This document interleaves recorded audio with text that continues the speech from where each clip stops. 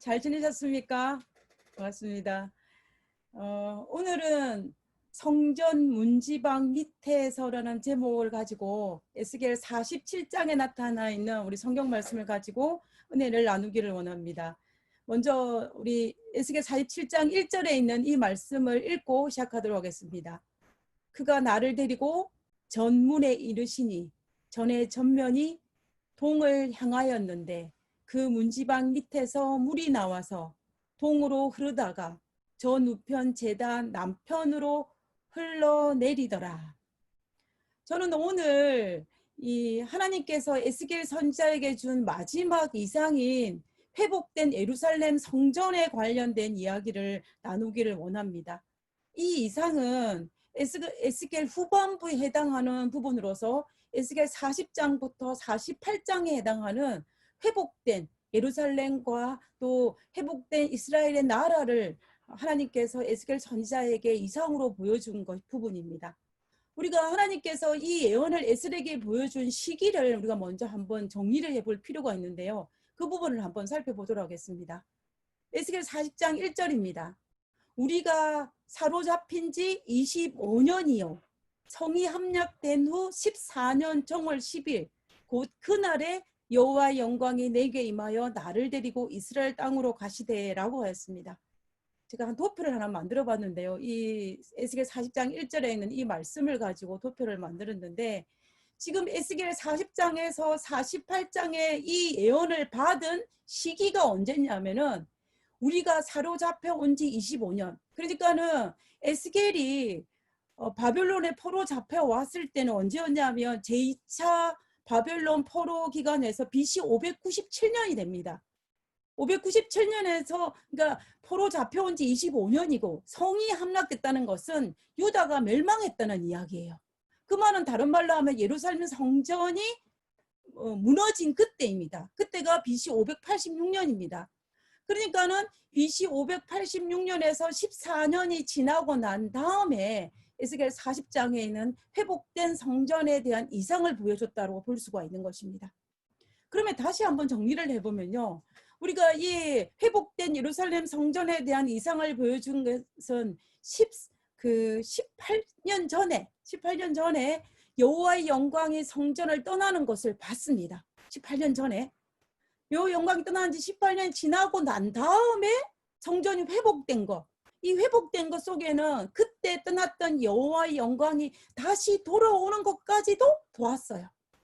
그러니까 결과적으로 우리가 이 도표에서 볼 수가 있는 것은 뭐냐면 이 유다가 멸망하고 예루살렘 성전이 무너졌다는 것서 그들이 바벨론 포로로 잡혀 있었다는 그 상황은 한마디로 말하면 희망이 하나도 없다라는 이야기입니다. 다시 말하면 그들에게 있어서 현실적인 문제로 보면은 나라도 잃어버렸고 성전도 무너졌고 아무런 회복될 가망성이 없는 그때 그 시기에 그 상황 속에 있을 때에 14년이란 기간 동안 희망도 없고 또 이런 회복될 가망성이 없는 상황 속에 있을 그때에 하나님께서는 바벨론에 포로로 잡혀 있는 이 에스겔에게 하나님의 선지자 에스겔에게 나타나서 회복된 성전, 폐허된 예루살렘 성전이 아니라 회복된 성전에 대한 이상을 보여준 것을 우리가 볼 수가 있는 것입니다. 우리가 에스겔 40장부터 보면은 에스겔 선지자가 회복된 예루살렘 성전을 이제 이상을 통해서 보게 되는데요. 그때에 청량하는 자가 성전을 청량함을 통해서 성전의 길이를 재고 높이를 재고 이런 여러 가지 아주 구석구석한 성전에 있는 모든 회복된 성전을 청량함으로 말미암아 성전을 회복시키고 그리고 이 때에 그때 떠났던 여호와의 영광이 성전 안에 들어오는 그 이상을 보게 되는 것입니다.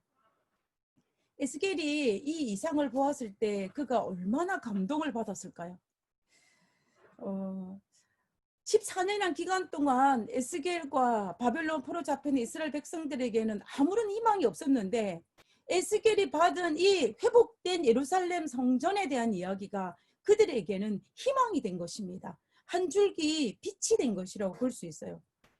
현실적으로는 나라가 망한 지 14년이 지났고 현실적으로는 예루살렘 성전이 무너진 지 14년이 지났는데 나라는 회복될 기미가 보이지 않고 그리고 성전도 회복될 기미가 보이지 않았습니다. 그리고 자기를 멸망시킨 바벨론은 아직도 여전히 건재한 나라였습니다. 그렇기 때문에 현실적인 눈에 보이기에는 그들에게는 뭐가 보이는 희망이 보이지 않았어요. 그리고 그들에게 희망을 걸었던 유일한 희망은 뭐냐면 예루살렘 또한 땅에 남겨두었던 유대인들이었습니다.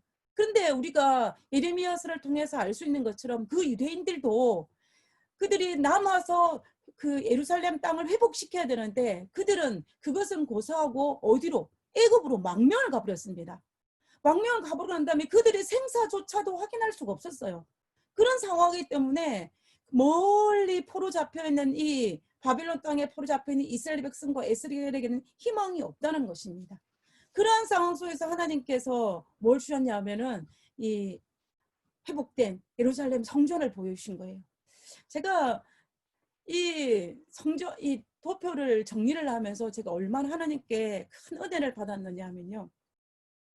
이 도표에서 알 수 있는 것처럼 이 이스라엘이란 나라가 건국된 지는 언제냐면 이스라엘 백성들이 출애굽하여서 시내산에서 하나님과 이스라엘 백성 사이에 한 나라로 건국을 합니다. 근데 그때 우리가 알다시피 모세가 시내산에 올라가서 십계명을 받기 위해서 올라갔는데 40일 동안 내려오지 않자 시내산 아래에서는 어떤 일이 있었느냐 하면은 그들이 금송아지를 세우면서 우상을 섬기며 그들이 애굽으로 돌아간다 그렇게 하지 않았습니까? 건국을 한지 하나님과 약속을 한지 1년도 안 지났어요. 1년하고 고사고 몇 달도 지나지 않은 상황이었습니다. 그때 하나님께서 대노하셨어요. 그래서 하나님께서 모세에게 뭐라 말씀하냐면 내가 이들을 진멸해 버리라 그랬습니다. 그때 모세가 하나님에게 애걸복걸하죠. 하나님 생명책에 내 이름을 지워달라고 만약에 그렇게 하실 거면 이 모세가 생명책에 자기의 이름을 지워달라는 각오로 중재를 했기 때문에 하나님께서 모세의 믿음을 보시고 모세가 이스라엘 백성을 향한 사랑을 보시고 그들을 용서하시는 장면을 우리가 출애굽기 32장에서 보지 않습니까? 그때부터 시작된 이스라엘의 반역이었어요. 근데 그 반역이 그때에서 그것으로 끝난 것이 아니라 우리가 그들이 광야 40년을 돌고 가나안 땅에 정착을 하고 사사시대를 지나고 그다음에 통일 왕정시대를 지나고 분열 왕정시대를 거치면서 그들은 끊임없이 우상숭배를 합니다. 끊임없이 이스라엘 백성의 폐역을 해요. 그러면서 그들이 유다가 마지막 멸망할 때 BC 586년인데 우리가 그 BC 1443년에서 586년 그 사이 기간을 보면 대략 857년이에요. 그럼 대략적으로 900년입니다. 그 말은 무슨 말이냐면 하나님께서 시작부터 폐역한 이스라엘 백성들을 포기하지 못하시고 언제까지? 거의 900년이 찰 때까지 인내하셨다는 거예요.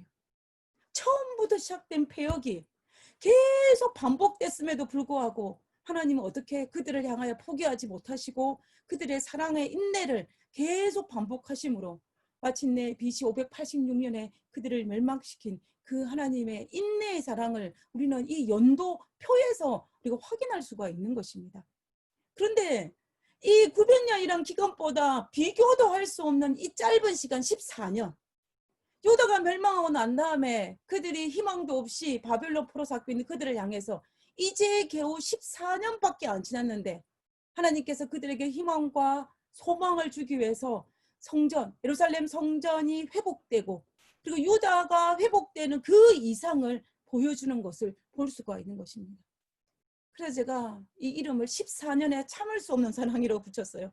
14년 동안 내가 사랑을 억제하려고 했는데 그를 억제하지 못해서 14년 지나고 난 다음에 에스겔을 불러서 에스겔아 이 이상을 보라고 그가 이야기하고 있는 글을 볼 때에 하나님의 사랑이 얼마나 큰지 우리가 하나님께서 우리를 향한 인내의 사랑이 그리고 우리를 향한 참을 수 없는 사랑이 얼마나 큰지를 우리는 정말로 부인할 수 없는 것을 우리가 이 구약의 역사를 통해서 알 수가 있는 것입니다. 저는 그래서 구약을 많은 사람들은 구약은 무서운 하나님, 또 잔인한 하나님이라고 말씀하시는 분들이 있는 걸 볼 때 저는 참 이해가 안 되는 부분이, 우리가 구약의 역사들을 이렇게 연대표를 쫙 놔두고 보면은 우리는 절대로 하나님만큼 인내심이 강하고 하나님만큼 긍휼하심으로 우리를 대하신 분은 없다라는 사실입니다. 그리고 하나님께서 우리를 징계를 베풀 때에도 그분의 사랑과 그분의 포기할 수 없는 사랑이 밑바텐 가운데에서 우리에게 징계하시고 회복하기 위해 징계하신 하나님의 사랑을 우리는 이 구약의 역사에서 볼 수가 있는 것입니다. 하나님이 14년 동안 참았는데 에스겔을 불러서 이 회복되는 성전을 보시면서 한 가지 조건을 이야기합니다. 그 조건이 뭐냐면 그들이 자기 죄를 지었음을 인하여 부끄러워하기만 하면은 내가 회복시켜 주겠다는 거예요. 우리 에스겔 43장 11절입니다. 만일 그들이 누구예요? 이스라엘 백성들이에요. 자기의 행한 모든 일을 뭐하기만 하면, 부끄러워하기만 하면, 너는 이전의 제도와 식양과 그 출입하는 곳과 모든 형상, 회복된 예루살렘 성전 모두를 보여주라. 회복에 대한 약속을 주라는 것입니다.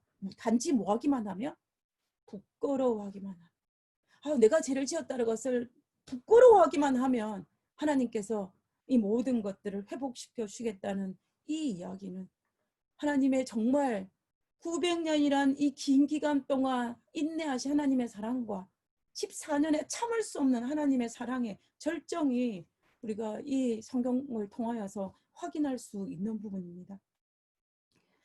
하나님은 정말로 이스라엘 백성들을 향하여서 참지 못하는 그 사랑을 가지고 에스겔에게 이제 에스겔 40장과 48장에 거쳐서 이 예루살렘 성전에 대한 회복을 이야기합니다.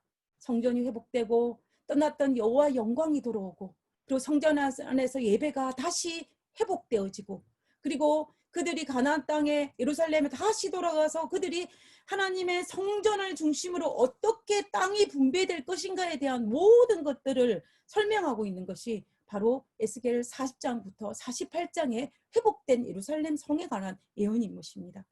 마치 그 출애굽에서 하나님께서 모세에게 가나안 땅에 가면 너희들이 어떻게 하라고 말씀해 주지 않습니까? 그와 꼭 마찬가지예요. 꼭 마찬가지로 에스겔에게도 너도 다시 예루살렘 땅에 가게 될 것인데 가게 되면 갔을 경우에 어떻게 하라고 가르쳐 준 것이 바로 에스겔 40장에서 48장에 있는 이 말씀인 것을 우리가 볼 수가 있는 것입니다. 그래서 저는 오늘 에스겔 40장과 48장에 나타난 이 예루살렘 성전에 대한 회복에 대한 이야기를 하기를 원하는데요. 사실 이 부분이 굉장히 많기 때문에 오늘은 그 많은 부분을 다루지는 못하고 오늘 특별히 제가 다루기를 원하는 것은 하나님의 여호와 영광이 들어오고 그리고 난 다음에 성전 예배의 회복에 대한 이야기를 하고 난 이후에 그 마지막 부분에 등장하는 그 부분을 한번 살펴보기를 원합니다. 이 에스겔 47장의 말씀이 끝나고 나면 바로 그들이 이스라엘 12지파에게 땅을 분배하는 그 이야기가 나와요. 그렇기 때문에 이 부분은 하나님의 성전의 회복과 그다음에 또 이스라엘 백성들이 그 땅을 분배하는 그 사이에 또 들어가는 본문인 것을 볼 수가 있습니다. 제가 그림을 보면서 설명을 하도록 하겠습니다. 먼저 성경 본문에 있는 내용인데요. 지금 이 도표는 이 모형도는 무슨 모형이냐면 에스겔이 환상 속에 본 그 모양대로 모형을 잡은 에스겔 성전 모형도입니다. 성전 모형도. 이 성전 모형도인데 우리가 에스겔서에 보면은 이 모형도가 이 자로 쟀기 때문에 여기에 대한 것은 정확하게 나와 있는 것을 우리가 볼 수가 있습니다. 자, 우리가 에스겔 47장 1절과 2절에 있는 말씀을 우리가 그 모형도에 있는 것을 보면서 천천히 한번 읽어보도록 하겠습니다. 그가 나를, 이 에스겔이죠. 나를 데리고 전문에 성전문에 이르시니 지금 에스겔이 어느 위치에 서 있냐면 제가 먼저 결론적으로 말씀을 드리면 이 성전 안뜰에 있습니다. 우리가 이 모형도에 대해서 잠깐 설명을 하고 이 성경 본문을 읽었으면 좋겠는데요. 우리가 이 성전 모형도에서 보면은 우리가 성전에는 되게 크게 몇 가지로 나눌 수 있냐면은 모세의 출애굽 시대에 지었던 성막이 있습니다. 그리고 솔로몬이 성전을 지었던 성전이 있습니다.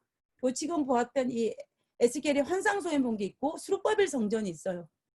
우리의 머릿속에 각인되어 있는 것은 사실은 모세가 출애굽할 때 받았던 그 성막일 것입니다. 성막은 지금 이 모형도에서 핑크빛 안에 드는 그 부분만이 우리가 성전 출애굽할 때 모세가 받은 그 부분에 해당하는 부분입니다. 그러면 이게 그 하늘색으로 된 이 바깥 부분은 뭐냐면 이제 그것을 그 바깥에 울타리를 지어서 이 성전을 크게 해놓은 것입니다. 사실은 솔로몬 성전도 그렇고 스룹바벨 성전도 그렇고 또 헤롯이 이것을 다시 그 레노베이션 했을 때도 그렇고 안에 성전이 있고 바깥에 또 성전이 있어요. 왜 그래서 뭐 예수님 시대 보면 이방인의 뜰이니 여인의 뜰이니 이렇게 한 것은 실제적으로 바깥에 이렇게 한 것이라고 볼 수가 있는 것입니다. 근데 지금 우리가 이 핑크빛 또는 이 성전의 제일 안쪽에는 지성소고 이 템플에 적혀 있는 것이 우리가 쉽게 설명하면 성소에 해당한다고 볼 수가 있습니다. 그리고 맨 가운데 번제단이 있는 것이 아마 여러분의 눈에 들어오실 것입니다. 이곳에 누가 있었냐면 이제 에스겔이 환상 속에서 그를 데리고 이 안뜰에 들어간 것입니다. 그러니까는 우리가 그 출애굽의 성소에 하면은 번제단도 있고 물두멍도 있고 거기에 있는 그 뜰에 들어간 것입니다. 이제 전면이 동을 향하는데 동을 향했다는 것은 동문이라는 이야기입니다. 그죠? 동문. 우리가 모세가 지은 성막에는 문이 동서남북에 있는 것이 아니라 동쪽문 딱 하나밖에 없습니다. 하나밖에 없습니다. 우리가 성소에 들어가는 문은 동쪽문 하나밖에 없고 그리고 바깥에서 들어갈 때도 동쪽에 문 하나밖에 없습니다. 근데 솔로몬이 성전을 지어서 이것을 크게 만들 때는 이 남쪽에도 문이 있었고 그리고 또 북쪽에도 있었고 동쪽에도 문이 있었습니다. 그래 그 상황인 것을 볼 수가 있습니다. 근데 이게 지금 이 성경 에스겔 47장 1절에 전면이 동을 향하는데 그 문지방 밑에서 물이 나와서 하는데 동쪽 문에서 물이 나왔다는 것입니다. 그 물이 지금 이 그림 파란색으로 되어 있는 부분이 바로 물의 형상을 도식화 시켜 놓은 것입니다. 그 물이 문지방 밑에서 동쪽 문에 나오는데 남쪽으로 재단 왜 그러냐면 한가운데 직진으로 하게 되면 가운데 재단을 통과해야 됩니다. 근데 재단을 통과하지 못하니까 재단을 중심으로 이 물조리가 동쪽에서 나오다가 동쪽으로 흘러가는 것이 아니라 재단을 중심으로 남쪽으로 살짝 흘렸다는 거예요. 그 이야기를 지금 하고 있는 거예요. 그 다음에 또 이제 2절에 보면은 그가 또 나를 데리고 어디로? 북문으로 지금 천사가 에스겔을 데리고 북문으로 나갔습니다. 나가서 에스겔이 나가가지고 동쪽 문을 향하여 한 바퀴 삥 돌았어요. 삥 돌아서 보니까 본즉 물이 그 우편에서 어디에 동쪽 문에 있는 그 우편에서 스며 나오더라 라고 되어 있는 것이 에스겔 47장 1절과 2절에 있는 말씀입니다. 그래서 좀 복잡하게 된다고 할지는 모르지만 우리가 이 모형들을 보면은 우리가 좀 쉽게 이해할 수 있을 건데요. 제가 이 모형들을 생각하시면서 이것이 반복되어 등장하므로 우리가 잘 알 수가 있을 것입니다. 우리는 이 본문에서 그러면 이 문지방 밑에서 나오는 물이 도대체 어디에서 나오는지 근원지가 어디에 있는지를 우리가 성경을 통하여서 확인을 해보고자 하는 것입니다. 우리가 이 성전 문지방 밑에서 내려오는 이 물이 어디에 나온지를 알기 위해서는 우리가 몇 가지 성경 구절을 찾아봐야 되는데요. 첫 번째 우리가 반드시 확인해야 될 부분이 어디냐면은 에스겔 43장입니다. 에스겔 43장 4절과 5절에 이 에스겔 43장 이 성경 구절은 여호와의 영광이 성전 안으로 들어오고 있는 모습을 설명하고 있는 성경절입니다. 여호와의 영광이 동문으로 말미암아 하나님의 성전 안으로 들어가고 그 말은 무슨 말이냐면 여호와의 영광이 동쪽 문을 향해 통과하여서 성전 안에 들어왔다라는 이야기예요. 그리고 에스겔 10장에서 여호와의 영광이 떠날 때에도 동쪽 문을 향하여 나갔습니다. 들어올 때도 동쪽 문을 향하여 들어오는 것을 볼 수가 있어요. 그 다음에 성신이 나를 에스겔을 데리고 안뜰에 들어가시기로 내가 보니 여호와의 영광이 어디에? 성전에 가득하더라 라고 되어 있습니다. 지금 이것이 모형도입니다. 모형도. 이제 에스겔이 환상에서 본 성전, 평면도인데요.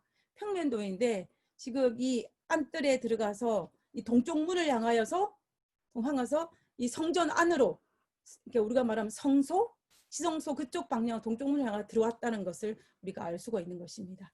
그리고 에스겔이 이 동쪽 문에서 여호와의 영광이 들어가는 것을 보았고 여호와의 성전에 여호와의 영광이 가득한 것을 보았다는 것입니다. 모형을 하면 이렇게 됩니다. 모형을 하면은. 자, 그런데 사실은 여호와의 영광이 성전에 가득하였다는 이 표현은 우리가 모세가 성막을 짓고 난 다음에 하나님께 봉헌을 드렸을 때 그때에도 여호와의 영광이 성막에 가득하였다는 표현이 있습니다. 그리고 솔로몬이 성전을 짓고 난 다음에 성전 봉헌식을 했는데 그때에도 여호와의 영광이 성전에 가득했다는 표현이 있어요. 그러면 지금 에스겔이 환상 속에서 바라본 여호와의 영광이 성전에 가득했다라는 그 표현은 이제 여호와의 임재를 상징하는 것이 되는과 동시에 여호와의 영광이 있다면 당연히 우리가 생각 어디에 있습니까? 성소와 지성소에 있다면 지성소의 안에 하나님의 영광 세키나가 하나님이 임재하시는 곳입니다. 그곳에 여호와의 영광이 가득했다라고 우리가 볼 수가 있는 것입니다.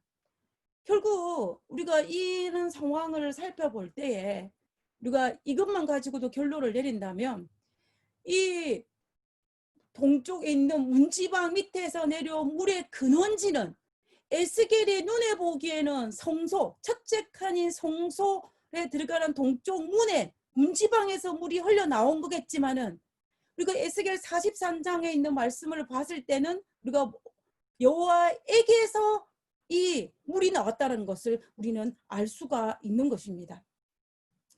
우리가 그러면 여호와의 성전에서 이 물이 나왔다는 것을 우리가 알 수가 있는데요. 여호와의 성전, 그럼 더 깊이 들어가면 지성소에서 나왔다는 것이 될 것입니다.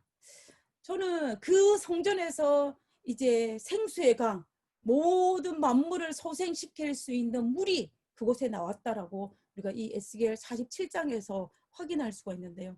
제가 이 말씀을 보면서 유대인들이 이 말씀 때문에 하나님의 이 약속 때문에 그들이 정말로 성전 중심의 신앙을 하지 않았나라는 생각을 하게 되었습니다. 하나님의 성전에서 모든 만물을 소생시킬 수 있는 물이 흘러나왔어요. 그러면 이것을 오늘날 우리의 삶에 적용을 시키면 어떻게 되겠습니까? 하나님께서 계시는 교회에서 하나님께서 모든 만물을 소생시킬 수 있는 하나님이 임재하시는 곳에서 모든 소생시킬 수 있는 생수의 강이 흘러나올 수 있다라는 것입니다. 그래서 정말로 우리 믿음의 선배들이 교회를 그토록 애지중지하였고 그리고 교회를 그토록 섬겼고 그리고 또 우리가 이 하나님의 성전을 갈고 닦고 성전에 모이기를 힘썼던 이유가 바로 에스겔 47장에 나타난 하나님께서 에스겔에 보여준 이 환상 때문이 아닐까라는 생각을 하지 않을 수가 없는 것입니다. 우리가 코로나 바이러스로 인하여 대면 예배를 드리지 못하고 성전에서 예배를 드리지 못한 지가 전 세계적으로 수개월이 흘렀습니다.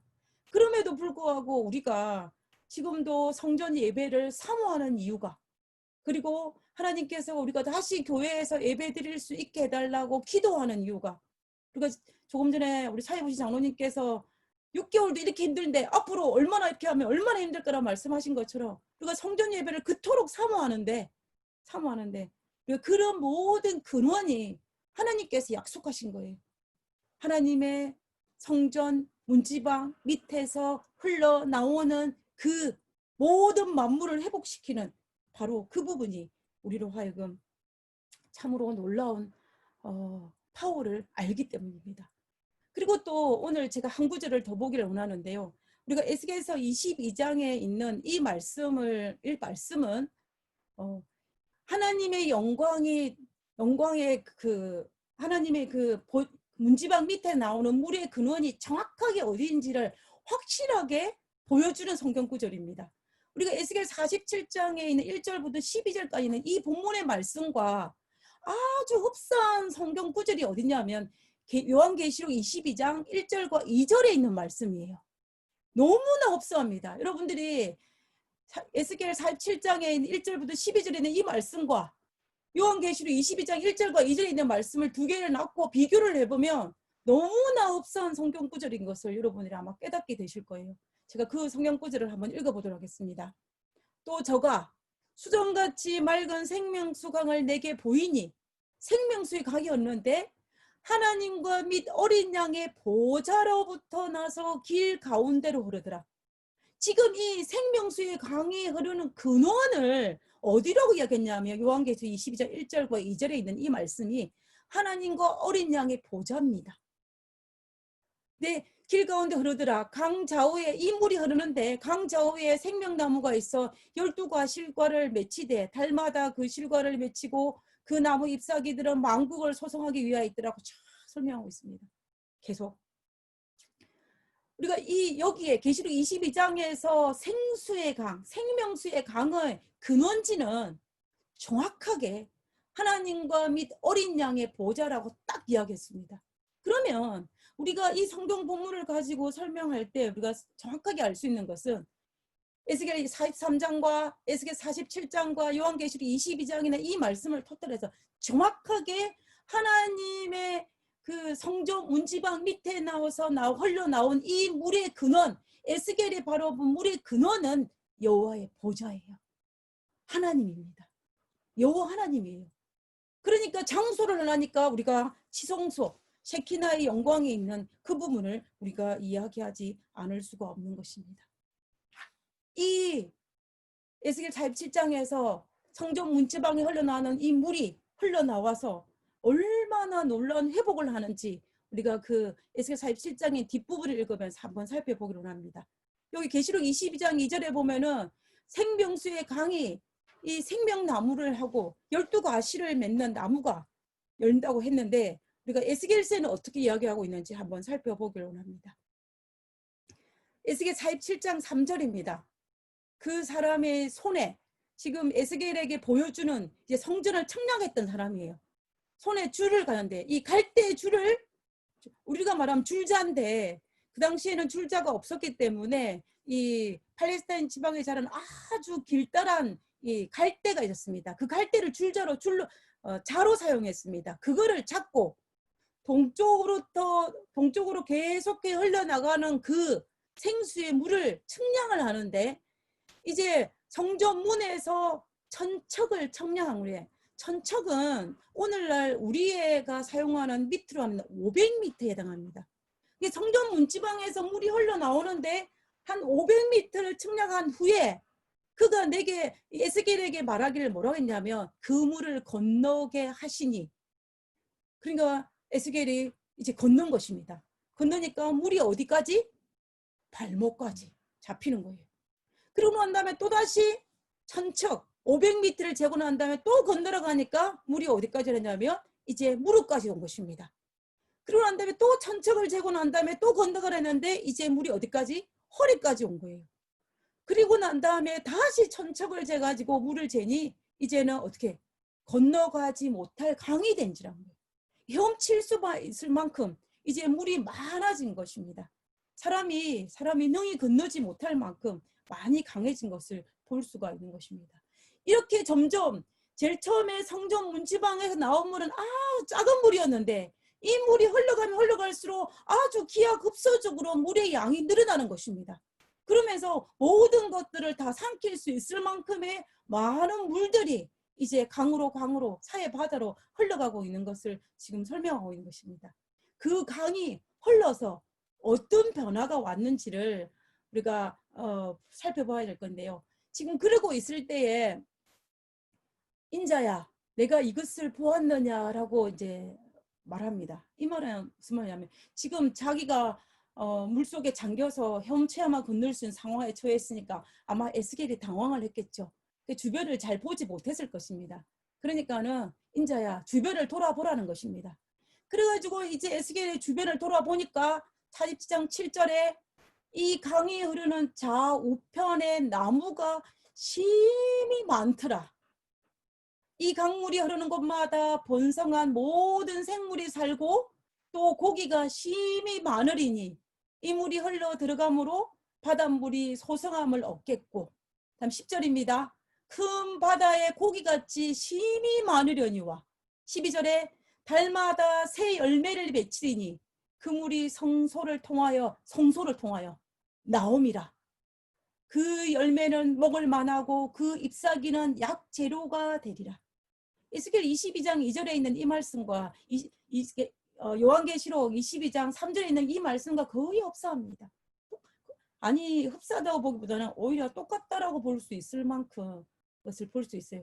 그래서 그 물이 어디를 통하여? 성소를 통하여 여호와 어린 양과 여호와의 보좌를 통하여 나왔다는 것을 우리가 여기에서 우리가 알 수가 있는 것입니다. 하나님의 보좌를 통하여, 하나님을 통하여 나온 이 물이 모든 것을 번성하게 하고 모든 것을 창대케 하는 이 부분을 우리가 볼 수가 있는 것입니다. 여러분은 이 모습을 보면서 어떤 마음의 감동을 받으십니까? 저는 이 부분을 보면서 하나님의 보좌로부터 흘러나오는 물이, 하나님의 영광의 임재로부터 흘러나오는 물이 모든 동식물들을 소성케 하고 번성케 하고 풍요롭게 할 수 있는 활력이 있듯이 하나님의 보좌로부터 나오는 말씀이 우리의 모든 것을 회복하고 살릴 수 있고 번성케 할 수 있다는 것입니다. 다시 말하면 하나님의 말씀이 내 삶의 중심이 되면 나의 모든 삶들이 회복된다는 이야기예요. 제가 몇 년 전에 어떤 집사님이 제가 방문을 했을 때 그분이 저에게 어떤 간증을 하셨냐면은, 내가 만약에 하나님을 100% 의지하면 지금 자신이 앓고 있는 이 병도, 그리고 내가 지금 중독되어 있는 이 중독도 하나님께 다 해결해 주실 것이라는 것을 믿는다라고 이야기했어요. 그러면서 하시는 말씀이, 자기는 이렇게 질병과 중독에서 돌아오지는 못하는 이유가, 회복하지 못하는 이유가 하나님이 정답인 줄 알면서도 본인이 하나님 앞에 100% 모든 것을 다 내려놓지 못했기 때문이다 라고 말씀하시면서 한탄하는 그런 내용으로 저에게 말씀하신 적이 있었는데, 제가 이분의 이야기를 들으면서 다시 한번 제 마음속에 각인시켰던 것이 뭐냐면, 그렇지, 하나님이 정답이지라는 겁니다. 교회도, 그리고 우리의 가정도, 그리고 우리의 자녀들도, 나의 삶도 하나님이 중심이 되면 문제가 해결할 수 있다는 것입니다. 하나님이 정답인데 그곳에서 해답을 찾지 않고 우리가 좀 더 나은 교회를 만들기 위해서 여러 가지로 하나님 외에 다른 것으로 찾아보고, 그리고 나의 가정을 회복하기 위해서 여러 가지 다른 것을 찾아보고, 그리고 나의 자녀들의 미래를 위해서 여러 가지로 찾아보면 물론 조금은 회복할 수가 있겠죠. 조금은 더 나아질 수는 있겠죠.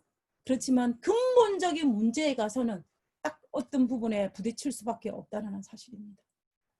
우리가 신앙생활을 해오면서 이 부분에 대해서는 우리가 삶에서 경험하였고, 하나님이 우리 삶의 정답이라는 것은 우리보다 먼저 생애를 살았던 성경의 인물들이든지 아니면 우리 믿음의 선배들의 모습들을 통해서 볼 때도 하나님이 내 인생의 정답이라는 것을 우리는 알 수밖에 없어요. 인정하지 않을 수 없다라는 것입니다. 내가 애써 그것을 부인하려고 하지만 우리가 조금만 더 생각해보면, 조금만 더 객관적으로 성경을 보고, 조금만 더 객관적으로 내 주변을 돌아보고, 조금만 더 객관적으로 내 자신의 삶을 살펴봐도 내 인생의 정답은 하나님이라는 것입니다. 교회도 마찬가지고, 내 가정도 마찬가지고, 내 자녀도, 나 자신의 삶도 마찬가지라는 것입니다.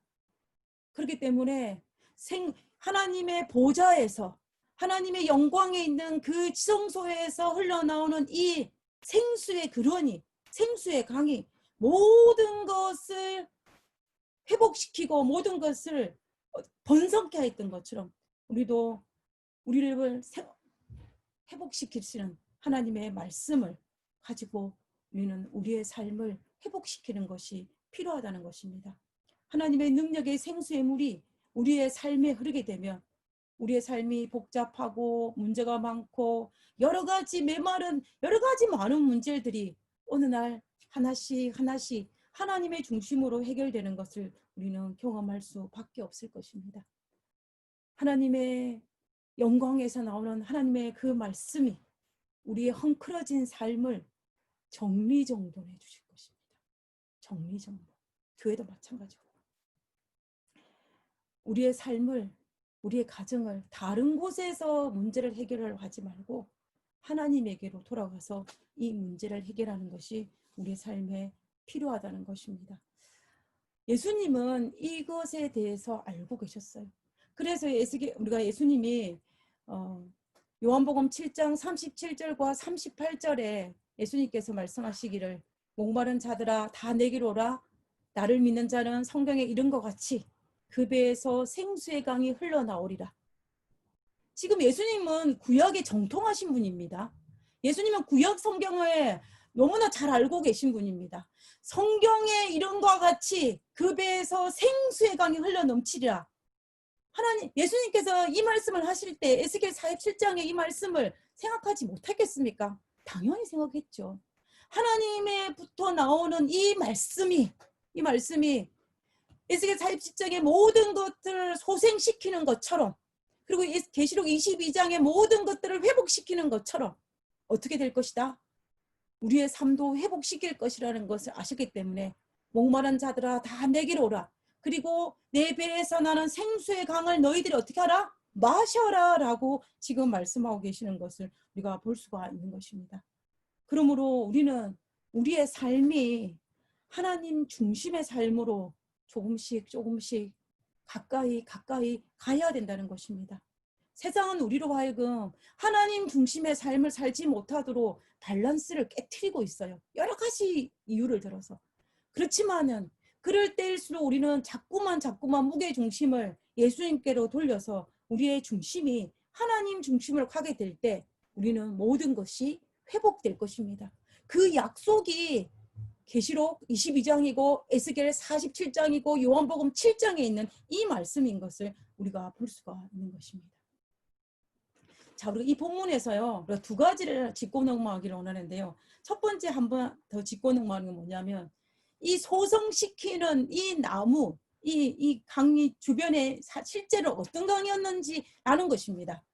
에스겔 47장 8절에 보면 이 물이 동방으로 향하여 흘러 아라비아로 내려가서 바다에 이르리니 라면서 9절과 10절과 12절에 모든 것이 소성게 되는 것을 이야기하고 있어요.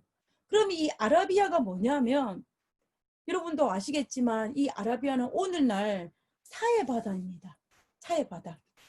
이 사해바다는 우리가 알다시피 소금물이 가득한 바다예요. 호수죠. 호수입니다. 이 오늘날도 이 이스라엘에 있는 이 사해바다는 해마다 5억 4천만 톤이 되는 갈릴리의 새 물이 이 호수의 물에 유입이 된다고 합니다. 그런데 문제는 뭐냐면 그렇게 유입이 되는데 그만큼 많은 물들이 다시 한번 또 증발이 되어버린다고 해요. 그러니까는 이 사해 바다에 있는 이 염도가 줄지를 않는 것입니다. 염도가 똑같이 염도예요. 그래서 여러분들이 가끔씩 이제 TV나 이런 것들 보면은 사해 바닷가에서 노는 사람들은 그 바닷물이 붕붕 떠 있지 않습니까? 염도가 높아서 그렇거든요. 그러다 보니까 보기에는 우리가 사진으로 볼 때는 사해 바닷가에서 노는 모습이 아름다워 보일지 모르지만 염도가 높다 보니까 이 사해 바다에는 지금도 어떤 생명체도 살지 못하고 그리고 주변에 주변에 풀 한 포기도 없다라고 합니다. 한마디로 말하면 겉으로 보기에는 진짜로 아름다운 바다인데 이 아름다운 바다죠. 이게 지금 사해 바다입니다. 주변에 소금이 가득합니다.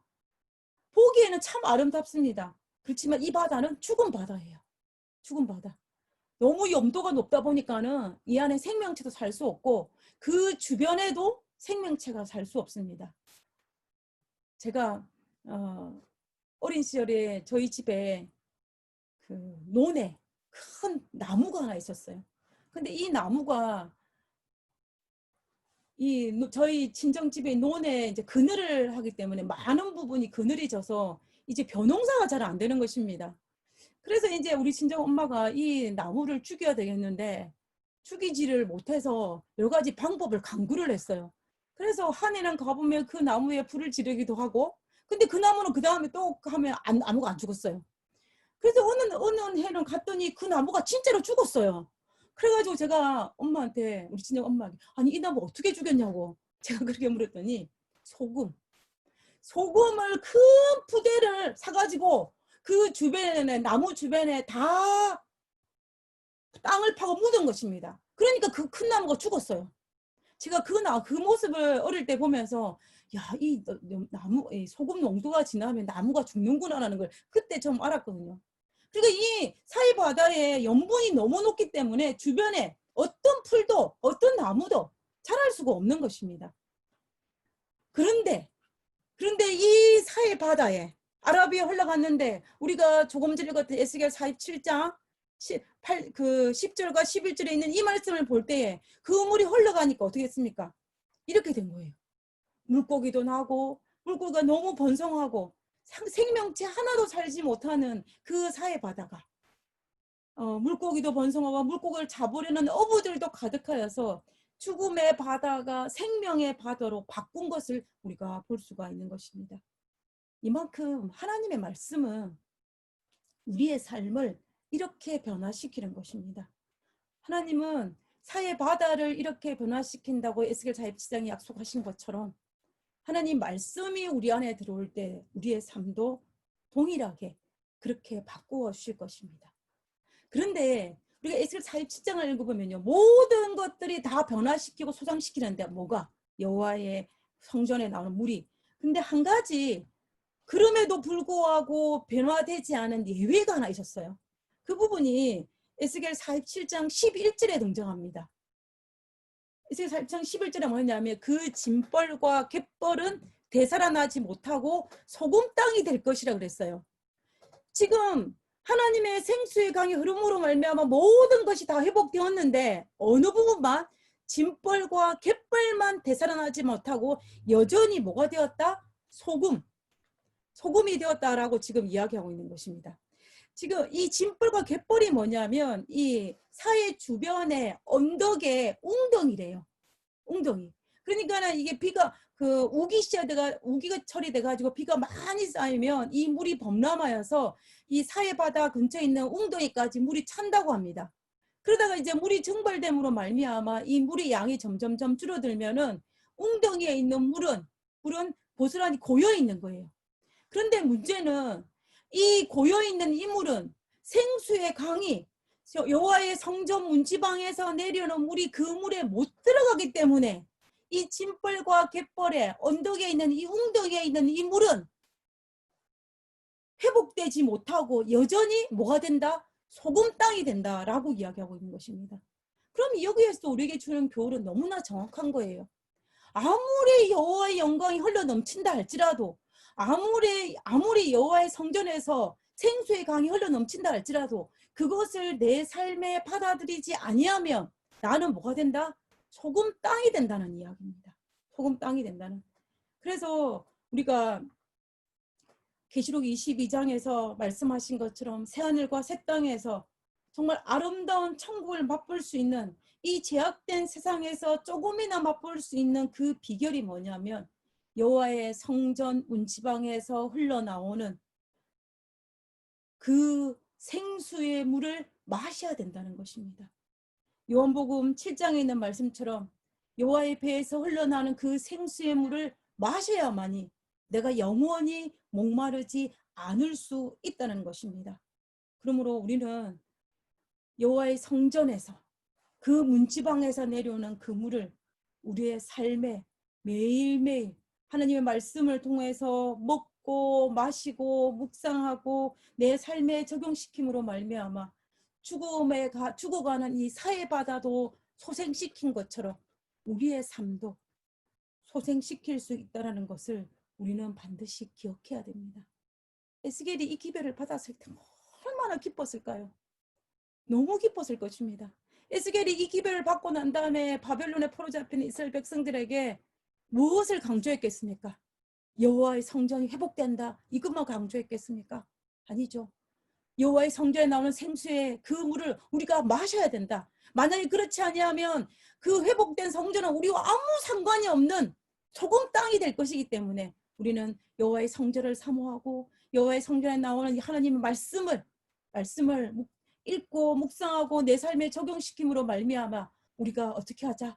회복하여 예루살렘으로 돌아가자라고 이야기할 수밖에 없는 것입니다. 그러므로 우리의 생명수 되신 예수님, 하나님께서 우리가 성경을 통해서 거듭거듭 약속하신 그 약속을 우리가 믿고 회복시켜준다는 확신한 증거를 가지고 우리는 말씀을 대하고 우리의 삶에 적용시킬 때 내 자신과 우리 교회와 우리의 가정과 우리의 자녀들이 하나님 안에서 하나씩 하나씩 정돈되는 놀라운 축복을 경험하는 우리 모두가 되기를 간절히 바라면서 오늘 말씀을 마치도록 하겠습니다. 기도하겠습니다. 하늘에 계신 저희들의 아버지, 하나님, 성경을 통하여서 우리에게 확실한 메시지를 주셔서 감사합니다. 여호와의 성전에서 흘러나오는 이 물이, 어린 양의 보좌에서 흘러나오는 이 생수의 물이, 여호와의 배에서 흘러나오는 이 물이 우리를 소성케 하는 물이오니 아버지여, 우리가 말씀을, 하나님의 성전에 나오는 이 말씀을 통하여서 우리가 회복되게 하시고 우리 주변의 이 어두운 세상 속에서도 우리가 헝클어진 삶으로 사는 것이 아니라 정리되고 하나님을 중심으로 인하여 재정립되는 삶을 살 수 있도록 도와주옵기를 거룩하신 예수님 이름으로 기도드렸습니다. 아멘.